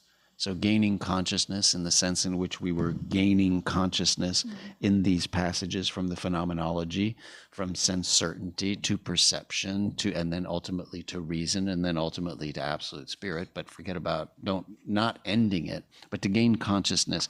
And so when you write at the end of Hegel and Haiti, what if every time that the consciousness of individuals surpass the confines of present constellations of power in perceiving the concrete meaning of freedom, this were valued as a moment, however transitory, of the realization of absolute spirit. Now, and realization of absolute spirit, I think you were saying that not really as if that's what you were after, but as a moment, as the realization of what one would want, right? Right, and it's the consciousness of individuals surpassing the constellations. So it seems to me that this work was political philosophy at its best. Now, but you just said, kind of in a way, you're not doing this anymore or something, which is fine. I mean, or that this project is different somehow, or where you are right now is somewhat different than that. So this is very good. Okay, Very good. Where are you? Okay. So the importance, the theory of history in this book is Walter Benjamin. Is based on Walter Benjamin's 1940s statement that Marx said revolutions were the locomotives of history, but perhaps he was wrong. Perhaps they were the reaching of humanity riding in that train for the emergency brake.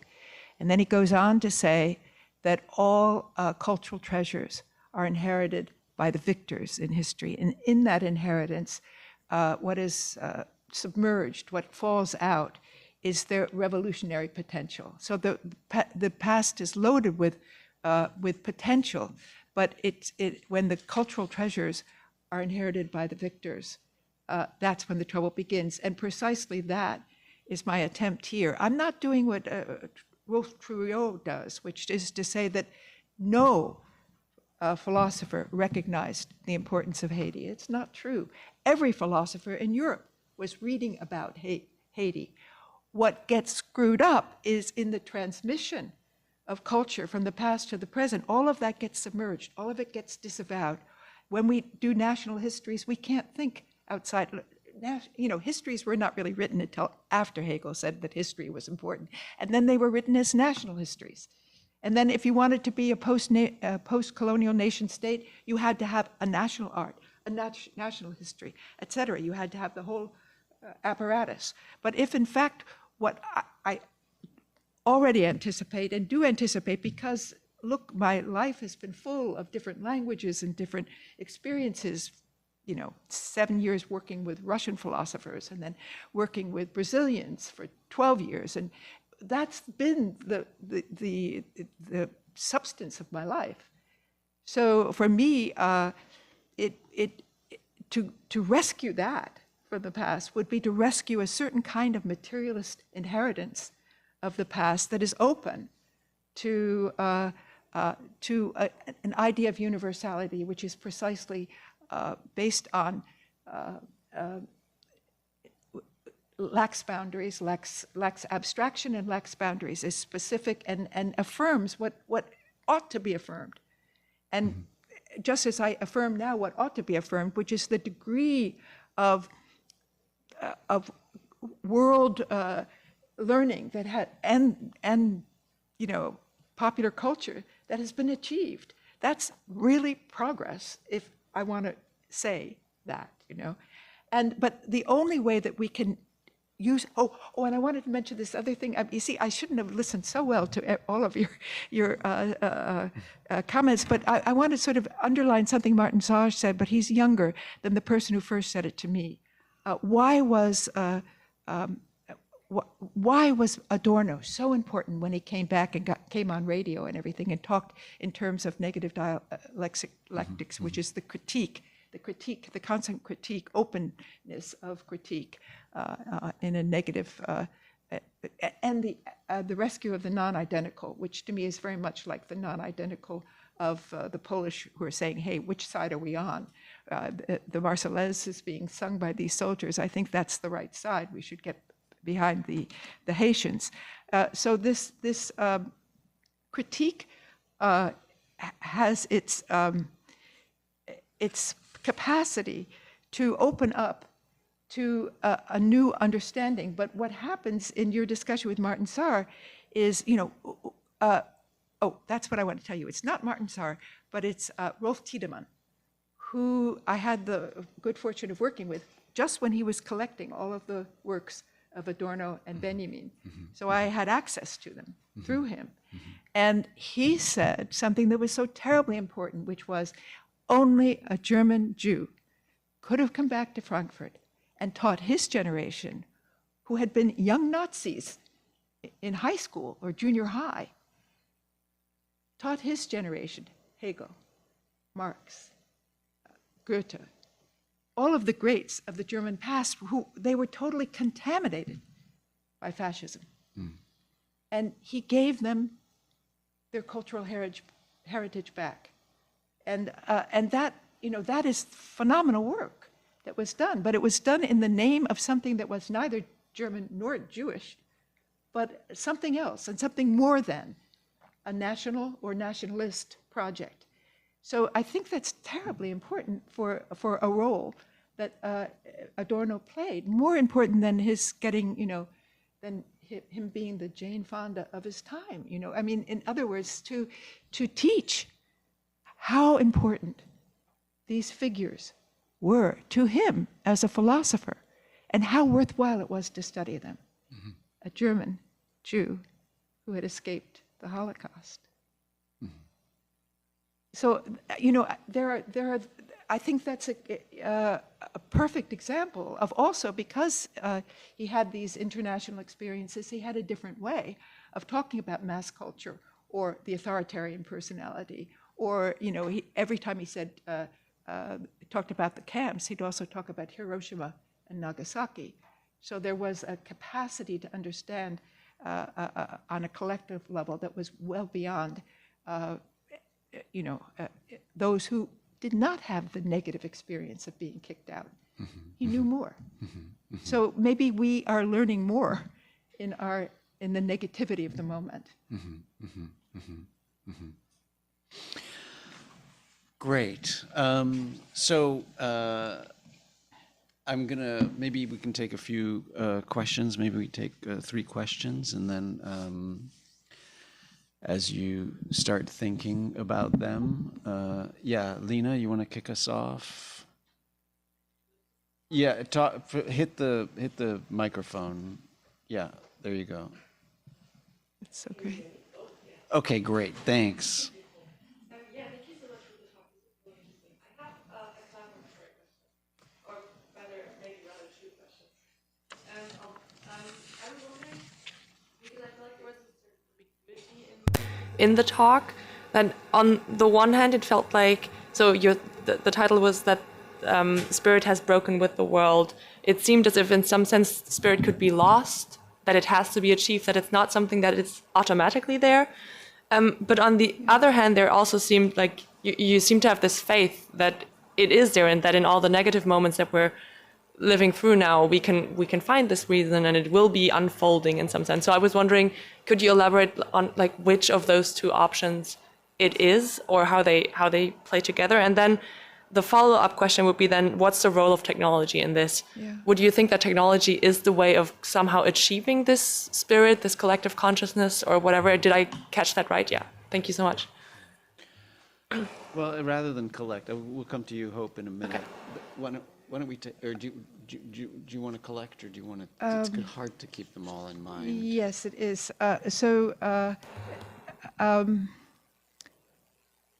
I don't know, it just seems wrong if we think that just reading Adorno is enough for today. He wrote that book in 1963, or came out in 63. And we're 80 years later. Maybe something's happened in the world which we have to take into consideration in order to think as well as he thought then. So that would be and technology, you just have to get off social media and you can get very affirmative about technology. It's extraordinary. It's extraordinary what can be conveyed. And we don't get paid. We're here, and this is up on the web, and anybody could watch. And obviously I have to get paid somewhere, because there is no minimum living wage, but there should be. And if there were, it would switch everything 180 degrees. It would be the dialectical Aufhebung, right? So yeah, I'm for technology. Thank you. Good. Hope, did you want to turn on your mic? Lovely to meet you. My name is Hope. I'm a PhD candidate at Stanford in philosophy, but I'm actually a teacher at CUNY, so good to meet a coworker. So long ago, before I started studying philosophy, before I became a philosopher, I was part of an organization called Justice is Global, and we saw 2 kind of paths for, so this is like a more determinate political kind of question. We saw 2 paths for the future. One of them was, and there's a document called Movement We Need that still speaks to me as one of like the best analyses of the international politics of our time. But one path was nationalism retrenches, there's a fall apart into blocks of global competing hegemons, and we get war, we get destruction, climate change does not get fixed, the crisis of capitalism becomes a mutation into something more apocalyptic, and so on and so forth. The other possibility was the elevation through the sort of multipolarity between the United States and China specifically, and the sort of reciprocal dependence dynamic that they have in the global economy of third nations, of unaligned nations, of things like the UN. And we start to see this through the Belt and Road Initiative and the ability of African nations to kind of negotiate with America and China in ways that they could not before because of the options presented by multipolarity. And so the question then became, so how do we push the world towards, and so this is somewhat of a follow-up on Bernard's question earlier, how do we push the world towards this? And so, okay, well, well, maybe we should just appeal to everyone's self-interest, like Marx does in the Communist Manifesto. But the problem of intersectionality that you brought up shows us that you can't rely on this common sense that we all have a world in common and we're all going to fight for it, even in the most dire, global financial catastrophe, and suddenly everyone's out of a job. We still can't rely on the sense that we will come together. Maybe instead we focus on the people who have the control over pulling the levers of power in the states that are well educated. But of course, there's all sorts of reasons why their alienation from that self-interest means, no, they're not going to be reliable allies. Maybe you marry the two, but then that's impossible because they're always pulling each other apart. And I got lost. I mean, in many ways, I came to philosophy to try and find my way out of this thicket and ask the question, who is the political subject that we are trying to build? And so I know you said, I can't answer the question, it's for the young people, but I want to push you again in specifically that question of how we build the kind of internationalism you're pointing to. What do you see as the possible political subjects and the basis for the unity of that subject? See, that would be a kind of philosophy, you're right, I would not consider possible. But if there is something new afoot, it will. Hegel talks about the Aufklärung, the Enlightenment, as penetrating all of the organs of the old society. And then when it's all over the place, then suddenly it becomes this force. So it really, I mean, one of the reasons it can't become a force is that, as Raya Dunayevskaya, who was the secretary of Trotsky, used to speak in universities. And she said, but I only talk after 5 o'clock so the workers can come. Now, Bernard nicely has this at 6:15 so the workers can come. And although I'm sure you're all working, this is not the workers she had in mind. So, I mean, there's a way we cannot overstep our objective situation, right? But if it's true that this new spirit, and I'm talking this way because we're studying Hegel, and what better way than to make it somehow interesting for the moment, right? If it's true that there's something new that's permeating, let's just try to recognize it when we run across it and flag it and know that we can't do it alone. But I mean, for me, for instance, one thing that was totally surprising, and it has to be surprises, was the Arab Spring. The kind of amazing popular movement was supposed to originate in Paris or London or at New York had it, but later, mimicking what happened in Egypt. And then came, Hong Kong has it, and these places are having it, and now it's Nepal. And we say what a bad year it was, but in Nepal, in Madagascar, in Morocco, there were things afoot, right? So in a certain sense, things happen, and one has to have a sensitivity to where they're happening and why. And that's why for us to sit here in the United States and lament the situation when actually all that we're sure about is the end of the Pax Americana, the end of the Western hegemony, we should all be cheering for what we know of the Eurocentrism and Western centrism, et cetera.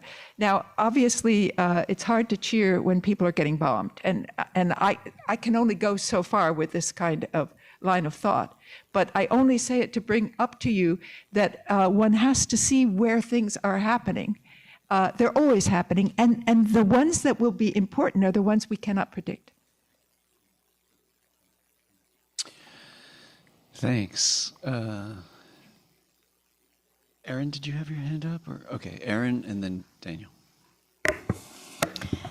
Thank you, Professor, for your presentation. I guess I had two questions. The first was about what you meant precisely about the importance of rescuing the non-identical and the quotation from Walter Benjamin about the booty of the victors and, inherited objects of culture being barbaric, because I read that essay recently, and part of what he has in mind there, at least this was the sense I got when I read it, was historical materialism and Marxism as actually being this inherited cultural object from the past, that in that inheritance had been like somehow falsified. And yeah, what would it mean to recover negativity? And how might that criticize, I don't know, ideas of progress, that there's been progress politically and ideologically for us. And then I guess my other question was about this idea that there's going to be an end to American hegemony, just because I think this is actually like really popular with people my age and younger. Like I just know a lot of people who think that we're witnessing the end of America, and they hope that like communist China or something else will be, will be the new pole of attraction. Sorry to tell you that this is in the air around me. And, my understanding is that the New Left kind of thought this about the Vietnam War, that it would be the end of Pax Americana, and it wasn't. And like, what sort of symptom is it if we desire or wish for the end of America? I mean, on the other hand, right, like wasn't the civil rights movement also about renewing and realizing the promise of America? And if we're here talking about Hegel and freedom in history, we're talking about America and the American Revolution as the land of the future, right, in which the fate of world history will be decided. We read this earlier in the seminar. It was one of the optional readings.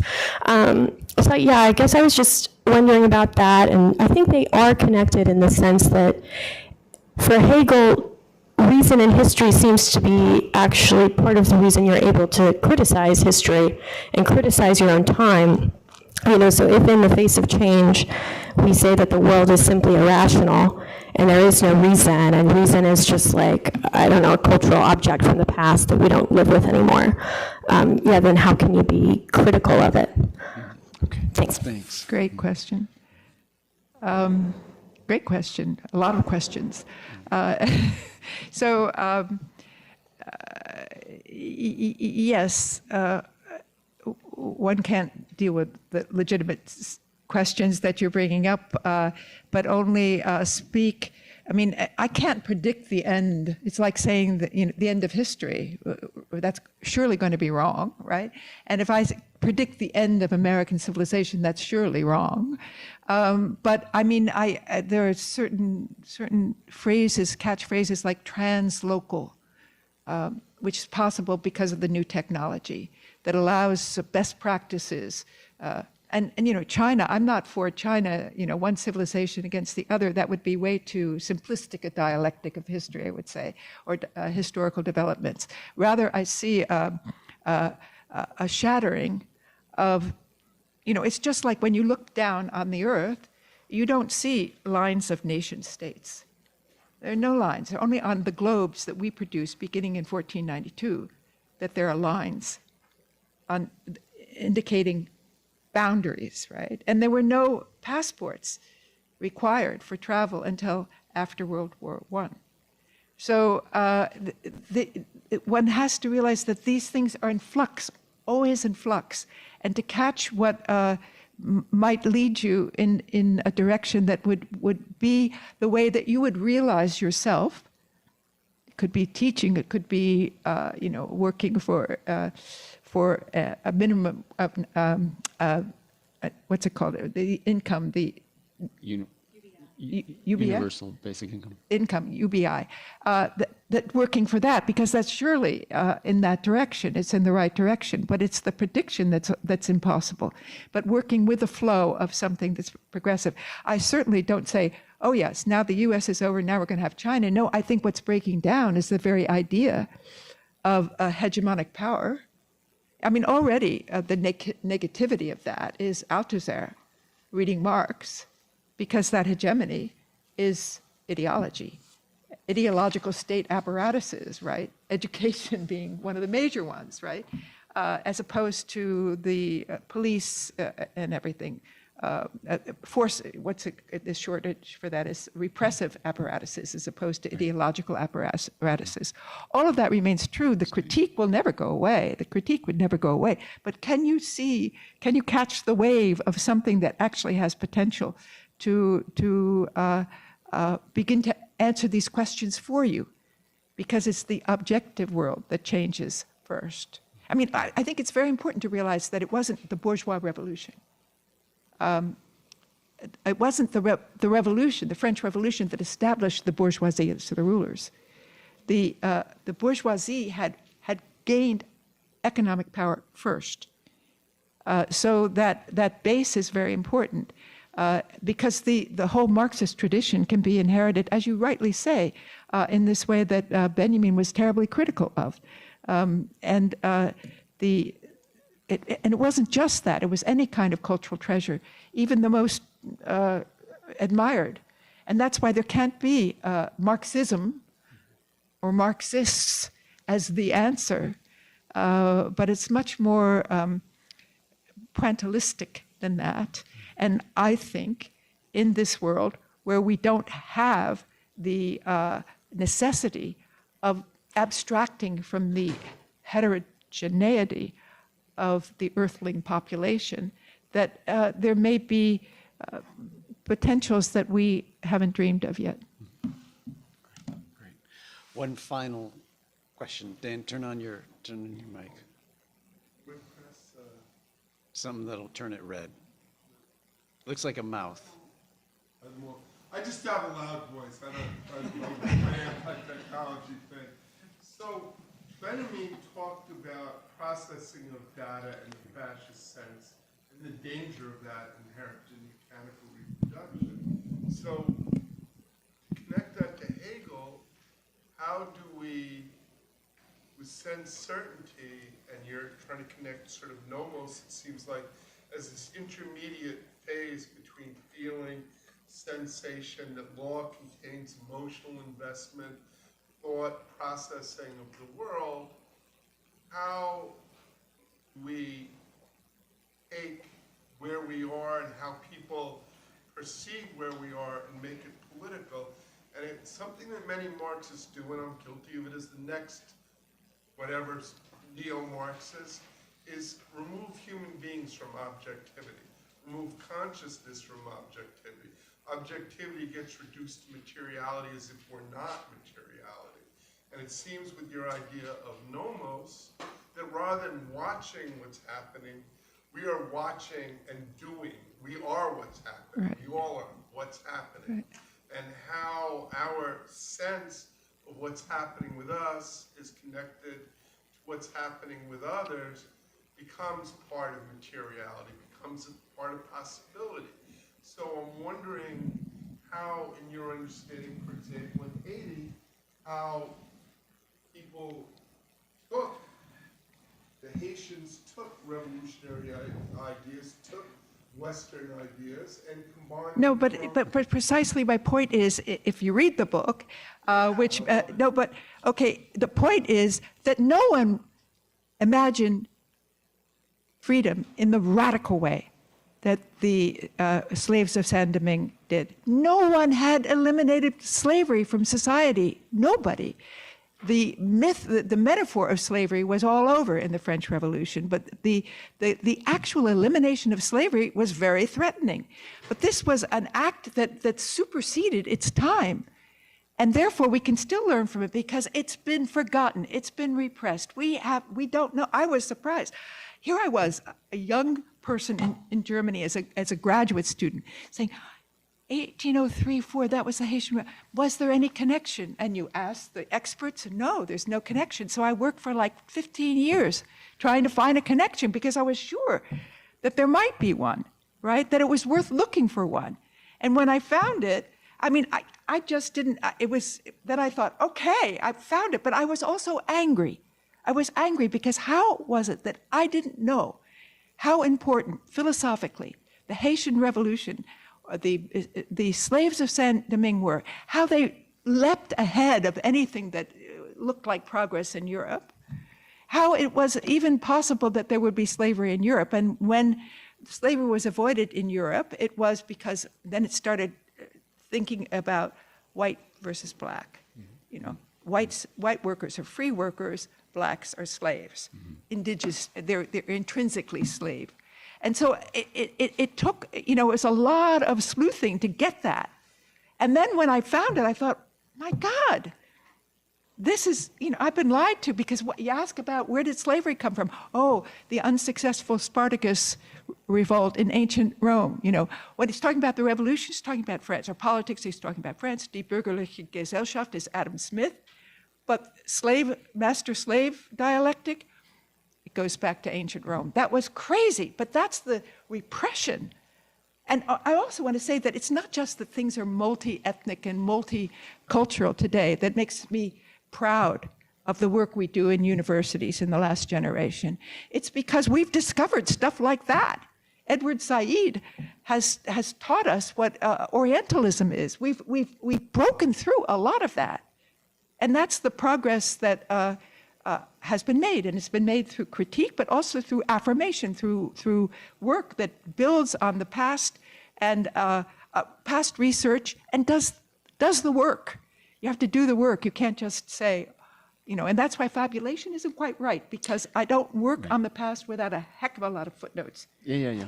No, but it's absences in the past. Yes, it's absences, in exactly. the past that you're filling. Exactly. And I think that's the concept of fabulation. But I mean, really. suddenly that comes up and it's available. We can do that kind of work, and it helps. Right. You know? Right. It's just now being translated into Chinese. So Hegel and Haiti. So maybe that will. You see, I don't think it will. But the point is that was a worthwhile project to do. But it took bravery, because none of my professors thought it was a worthwhile endeavor. Yeah. Except Benedict Anderson, who was my colleague. Excellent. Well, it's a brilliant project, an amazing project, and it has really nourished our thinking about Hegel beyond this seminar. So thank you so much, Susan. All right, well, we need to end in part because our colleagues need to reconstitute the room quickly for tomorrow morning and get the podium back in here and everything. So I think that you've left us with this idea. I think the overarching idea is these are Hegelian times.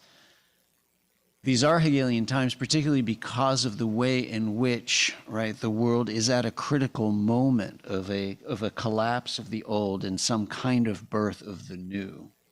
And in that moment, it's more critical than ever for us to come together and think it through. And so it's been really a blessing for us to have you here with us to think it through. So thank you so much, Susan. Thank you.